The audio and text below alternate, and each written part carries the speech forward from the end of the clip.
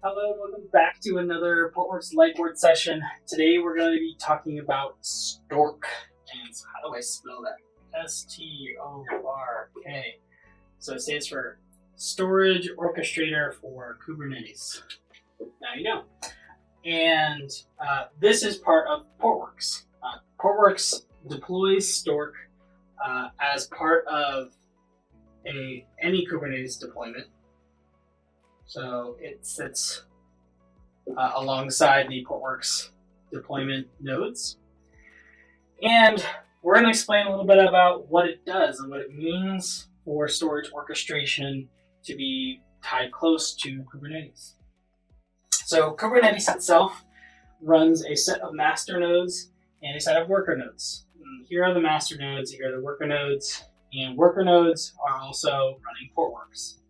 Master nodes have the Kubernetes scheduler, and this piece of the puzzle is where users, interact and say and send their YAML files.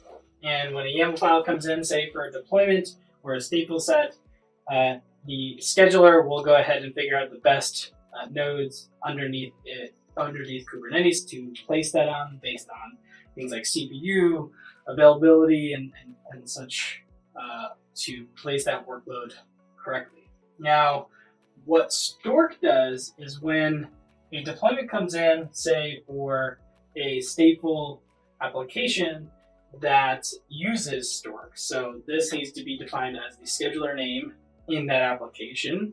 So one would place scheduler name as Stork in their YAML file. And what Stork will do is Stork will intercept that request to deploy that application and do a number of things, right? So Stork knows where the replicas of a volume are. So say that I'm deploying Postgres onto my Portworx cluster. This is our Postgres node. And that Postgres node has a volume that's managed by Portworx. And that volume has a replica setting of 3. Now, that replica could be here, here, and here, let's say. And they could be across availability zones or different racks and those kind of things. Now, Stork, because it's part of Portworx, knows, hey, I know that this replica is on node 2, node 4, and node 5 in my Kubernetes cluster. So go ahead and place your Postgres application on one of these nodes.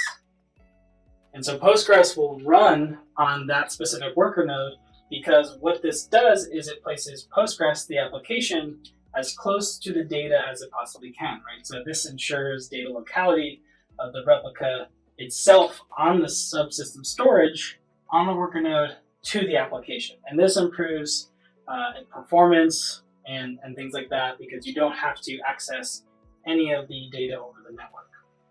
Now, this is what Stork does at its core, right? So this works for single deployments like Postgres, as I mentioned. It'll also work with, a Cassandra cluster. If Cassandra has 3 nodes, 3 volumes, Stork can say, and say these volumes have 2 replicas each, right? So say this container, this node 1 of Cassandra, its replicas exist on node 1 and node 2. We can go ahead and tell, Stork can tell this node to land here or here, right? As long as the CPU and memory and things like that are still available because it respects the decisions that the existing scheduler is making. And if it can't find a place, say these 2 nodes are full, it will refer back to the original scheduler and it'll go based on that. Now it might land somewhere that's not next to the data at that point, but your application will still be up and running.